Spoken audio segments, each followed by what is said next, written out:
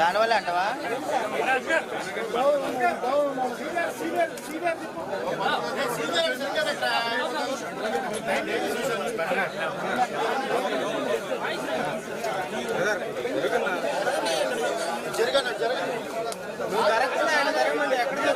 పక్కకుండాలే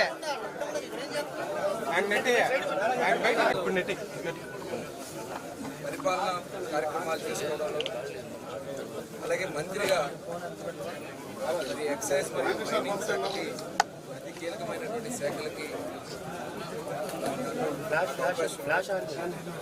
ఈరోజు సెక్రటేరియట్లో 3rd బ్లాక్లో 207 ఛాంబర్లో తీసుకోవడం జరిగింది. ఇది చాలా బాధ్యతగా మేము భావిస్తాం. ఈ రాష్ట్రంలో గత 5 సంవత్సరాలు ముఖ్యంగా అక్రమ మద్యం ద్వారా కానీ ఎక్సైజ్ డిపార్ట్మెంట్ మొత్తాన్ని కూడా భ్రష్టు పట్టించారు. విపరీతంగా ప్రజల మాన ప్రాణాలతో చెలగాటమాడారు. ఇప్పుడు అతి కీలకమైనటువంటి ఈ డిపార్ట్మెంట్ ద్వారా టోటల్ అస్తవ్యస్తం చేశారు. మొత్తం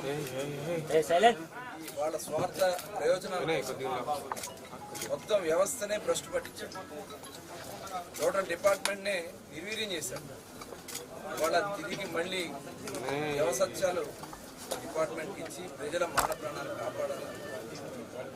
ఏదైతే జరుగుతున్నటువంటి అక్రమాలని, గతంలో జరిగినటువంటి అక్రమాలు కూడా ఖచ్చితంగా బయటికి తీయాల్సిన అవసరం.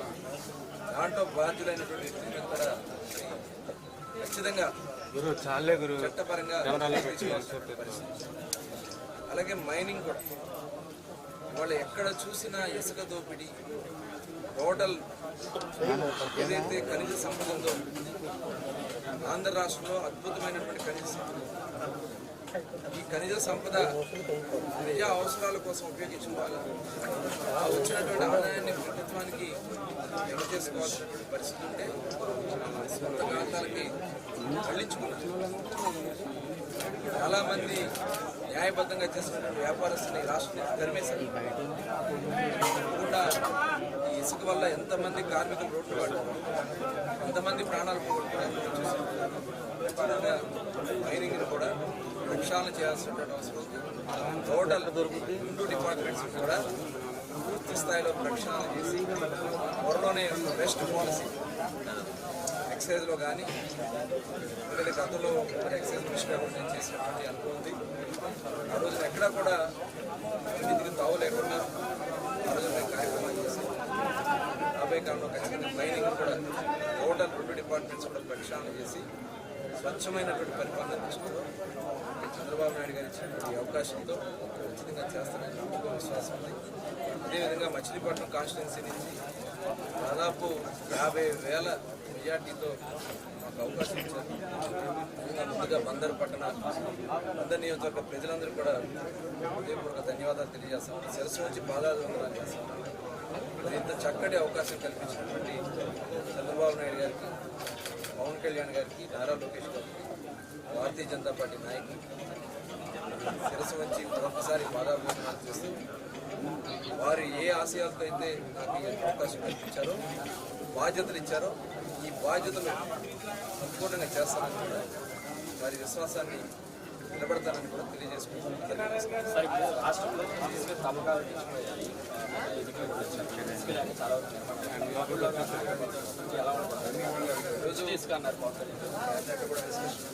ఎందుకంటే టోటల్ అసలు మొత్తం వాళ్ళ స్టాక్ పాయింట్స్ అన్నారు, ఎక్కడ కూడా మానిటరింగ్ ఎంత తీసుకెళ్తున్నారు, ఎంత ఎంత గవర్నమెంట్కి జమ చేస్తున్నారు, లెక్క పక్కన టోటల్ స్ట్రీమ్ లైన్ చేస్తున్నారు. టోటల్ ఎక్కడి నుంచి రీచ్ దగ్గర చంద్రబాబు నాయుడు టోటల్ రీచ్ దగ్గర నుంచి స్టాక్ పాయింట్ దగ్గర అంతా కూడా బయటకి లెక్క పక్కన ఖచ్చితంగా అవన్నీ కూడా పద్ధతి ప్రకారం చేయాల్సిన ఆ ప్రకారం చేసుకోవడానికి సమయం పట్టింది. ఇవాళ రేపు డొనేషన్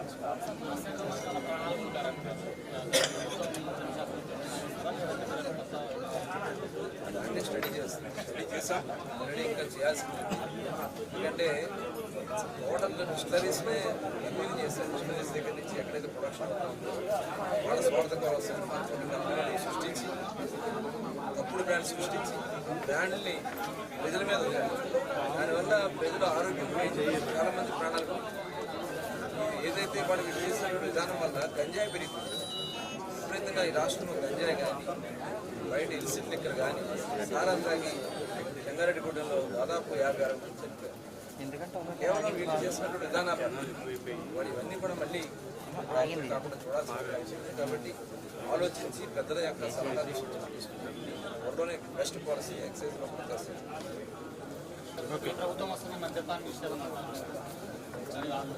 అంటే మద్యపాన నిషేధం చూసాం కదా. జగన్మోహన్ రెడ్డి గారు ఎన్నికలప్పుడేమో మద్యపాన నిషేధం అన్నారు, ఎన్నికలైన తర్వాత దశల వారి మద్యపాన నిషేధం అన్నారు, ఒక్కసారిగా రేట్లన్నీ పెంచేశారు. ఇప్పుడు చూస్తేనేమో దాదాపు 30,000 కోట్లు మద్యం ఎక్సైజ్ సంబంధించినటువంటి డిస్టరీస్ ఏదైతే అక్కడైతే స్టాక్ పాయింట్స్ ఉంటాయో అవన్నీ కూడా టోటల్ తాకట్టు పెట్టేసి 30,000 కోట్ల రూపాయలు మద్యపాన నిషేధం అనేది చెప్పినటువంటి వ్యక్తి 30,000 కోట్ల రూపాయలు అప్పట్లో తెచ్చారు. అన్నీ కూడా ప్రజలు ఆలోచించారు కాబట్టి మాకు దాదాపు 95% మ్యాండేట్ ఇచ్చారు. మా మీద నమ్మకం విశ్వాసం, చంద్రబాబు నాయుడు గారి మీద నమ్మకం విశ్వాసం, అభివృద్ధి కానీ పరిపాలన కానీ సక్రమంగా చేయగలరు అనే ఉద్దేశంతో ప్రజలు అవకాశం ఖచ్చితంగా ఆ ప్రకారం నడుచుకుంటాం.